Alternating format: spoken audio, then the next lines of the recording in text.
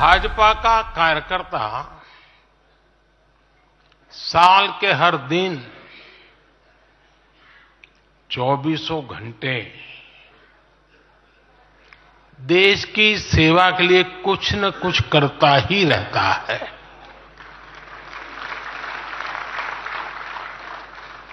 लेकिन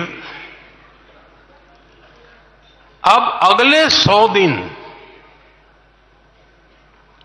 नई ऊर्जा, नया उमंग, नया उत्साह, नया विश्वास, नए जोश के साथ काम करने का है।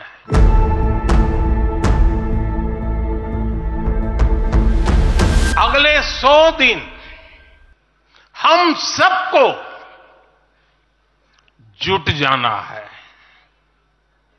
हर नए वोटर तक पहुंचना है, हर लाभार्थी तक पहुंचना है, हर वर्ग, हर समाज, हर पंथ, परंपरा, सब लोगों के पास पहुंचना है। हमें सबका विश्वास हासिल करना है।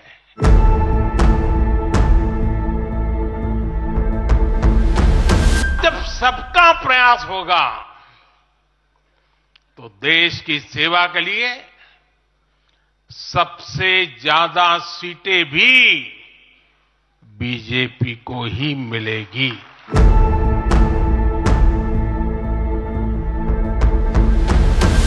पिछले 10 वर्षों में भारत ने जो गति हासिल की है, बड़े लक्ष्यों को प्राप्त करने का जो हौसला पाया है, यह अभूतपूर्व है साथियों। और इसलिए नहीं कि मैं कह रहा हूं, दुनिया गाजे बाजे के साथ बोल रही है। भारत ने आज हर क्षेत्र में जो ऊंचाई हासिल की है, उसने हर देशवासी को एक बड़े संकल्प के साथ जोड़ दिया है। और ये संकल्प है विकसित भारत का।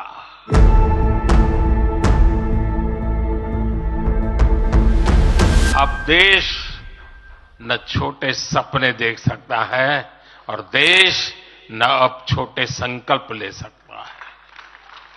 सपने भी विराट होंगे, संकल्प भी विराट होंगे।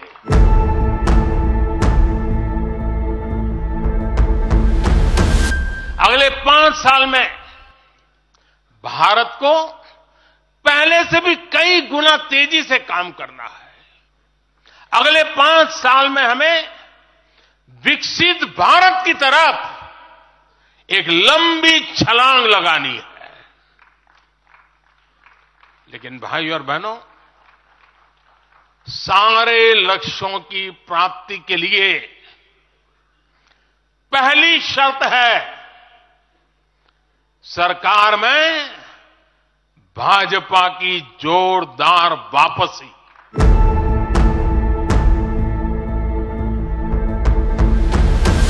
आज विपक्ष के नेता भी एनडीए सरकार 400 पार के नारे लगा रहे हैं।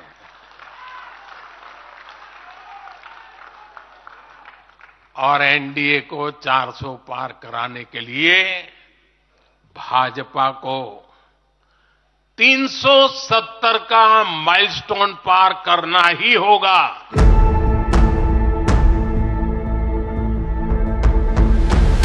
अब इतना काम पा लिया है, अब तो थोड़ा बैठो, आराम करो, बहुत कर लिया, ये उन्होंने मुझे कहा था। उनकी वो भावना राजनीति के पुराने अनुभवों से थी। लेकिन साथियों, हम राजनीति के लिए नहीं, राष्ट्र नीति के लिए निकले हैं।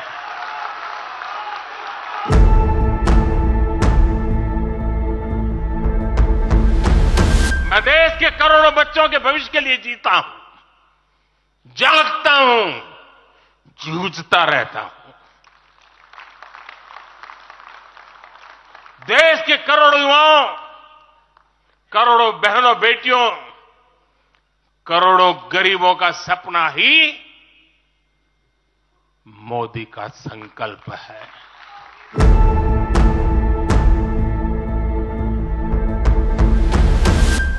पहले लोगों को लगता था कि सरकारें बदलती हैं, व्यवस्था नहीं बदलती। हमने सच्चे अर्थ में सामाजिक न्याय की भावना से हर व्यवस्था को पुरानी सोच, पुरानी अप्रोच से बाहर निकाला। जिनको किसी ने नहीं पूछा, हमने उन्हें पूछा है। इतना ही नहीं, हमने उसको पूजा है।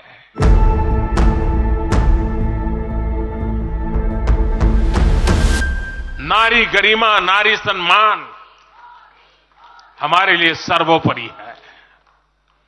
मुझे गर्व है कि पिछले 10 वर्षों में भाजपा सरकार ने महिलाओं का जीवन आसान बनाने के लिए अनेक कदम उठाए हैं।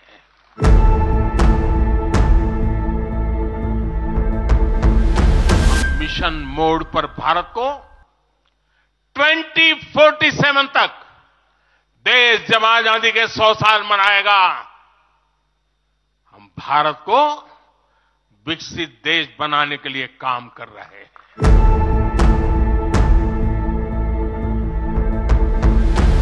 विपक्ष के हमारे दल भले ही योजनाओं को पूरा करना न जानते हो, लेकिन झूठे वादे करने में इनका कोई जवाब नहीं रहा है। बावजूद इसके आज एक वायदा करने से ये सारे राजनीतिक दल घबराते हैं। एक भी राजनीतिक दल के मुंह से नहीं सुना होगा आपने, जो वायदा हम कर रहे हैं ना, इसका जिक्र तक करने का उनमें सामर्थ्य नहीं है।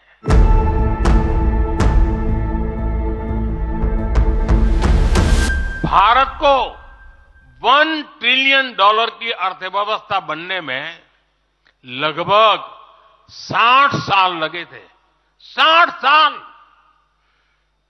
2014 में जब देश ने हमें अवसर दिया तो 2 ट्रिलियन मार्क भी बहुत बड़ा लग रहा था, लेकिन 10 वर्षों में हमने अपनी अर्थव्यवस्था में $2 ट्रिलियन और जोड़ दिया। एक के लिए 60 साल, 10 साल में 2 और जोड़ दिया। जब भारत दुनिया की 11वें नंबर की अर्थव्यवस्था था और 11 से 10 पर आने में दम उखड़ गया उनका, हम 11 से 5 पर ले आए।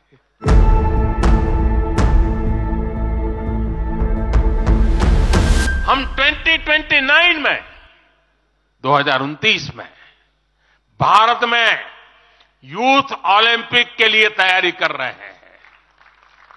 हम 2036 में भारत ओलंपिक खेलों की मेजबानी करें, इसके लिए काम कर रहे हैं। हम 2030 तक हमारी रेलवे को नेट जीरो टारगेट पर ला करके कार्बन मुक्त करने की दिशा में काम कर रहे हैं। हम 2030 के बजाय अपनी टारगेट डेट से 5 साल पहले ही पेट्रोल में 20% इथेनॉल ब्लेंडिंग का लक्ष्य भी हासिल कर लेंगे। भारत 2070 तक नेट जीरो के लक्ष्य को हासिल करने के लिए भी नीतियां बना रहा है। इसका अर्थ है कि आने वाले समय में हमारे देश में अनगिनत ग्रीन जॉब्स बनेगी।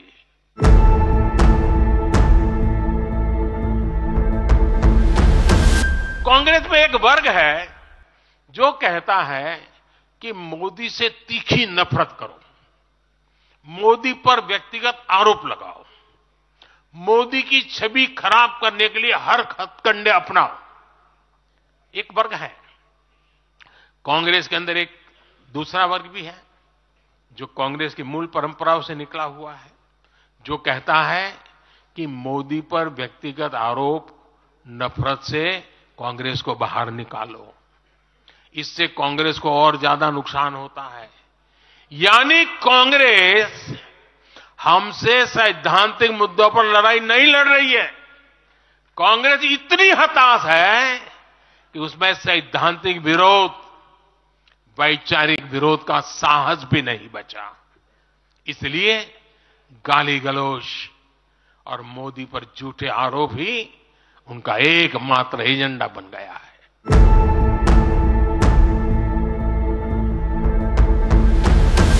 आप यहां से एक नए संकल्प के साथ अपने क्षेत्र में जाएं। अब की बार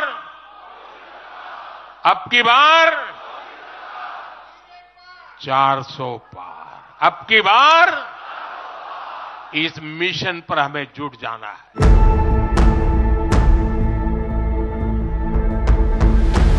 संत शिरोमणि आचार्य श्री 108 पूज्य विद्यासागर जी महाराज को श्रद्धापूर्वक, आदरपूर्वक नमन करते हुए श्रद्धांजलि देता हूं। उनके संलेखन समाधिस्थ होने की सूचना मिलने के बाद उनके अनुयायी शोक में हैं, हम सभी शोक में हैं। और मेरे लिए तो यह एक व्यक्तिगत क्षति जैसा है। वर्षों तक मुझे व्यक्तिगत रूप से अनेक बार उनसे मिलने का, उनके दर्शन करने का, उनके मार्गदर्शन प्राप्त करने का अवसर मिला है।